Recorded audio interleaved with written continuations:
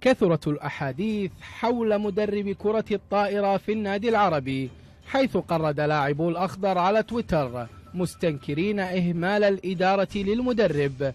ولقطع الشك باليقين ذهبنا بكاميرا كافيه رياضي لمقابلة رئيس مجلس إدارة النادي العربي بالوكالة حسين معرفي. بالبداية أرحب فيكم ورحب بتلفزيون الكويت قناة الثالثة، ويا هلا فيكم بالنادي العربي. اللي حاب أقول في الأوان الأخيرة من كم يوم تقريبا، يعني ناس كما تكتب التويتر محبين للنادي، منهم لاعبين منهم مشجعين منهم أعضاء جمعية عمومية، يعني كما يكتبون التويتر أن مدرب الطائرة قاعد في فندق ياكل بطاط نايس ما بطاط نايس. الكلام هذا كلام غير صحيح.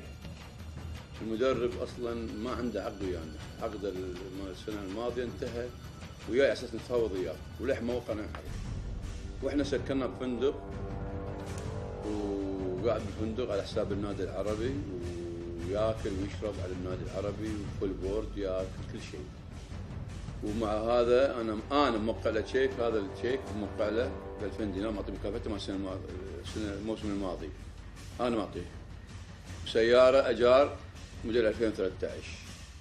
اللي يقول هالكلام تفضل النادي العربي مفتوح بيبانه ويشوف المدرب ويشوف وين ساكن، بما ان شقته موجوده بالنادي، شقته مؤسسه كامله بالنادي وساكن بالفندق.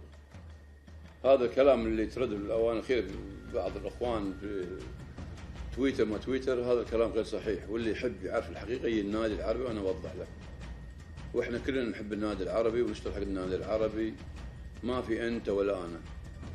نتمنى ألا تؤثر هذه المناوشات على مستوى نسور الأخضر، لا سيما وأنهم أمام استحقاقات خارجية مهمة متمثلة بالبطولة العربية والآسيوية.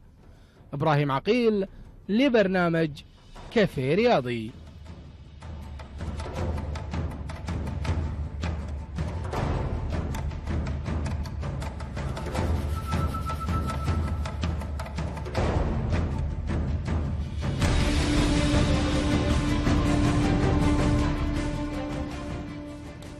إذا الأخ حسين معرفي أكد أن يعني لا وجود لخلاف مع المدرب البرازيلي ولا وجود للاستنجاد باللاعبين للحفاظ على حقوقه. عموما يعني الباب مفتوح كان للطرف الآخر إذا يبي يأكد شيء من هذا القبيل أو شيء من هذه الشكوى اللي كانت موجودة على التويتر من قبل تغريدات عبد الرحمن العتيبي.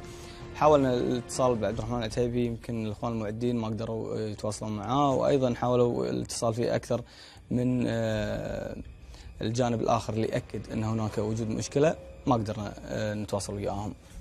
الباب مفتوح. الحلقات القادمه اذا حاول احد من الاخوان الاتصال فينا دائما راح يلقى بيباننا مفتوحه.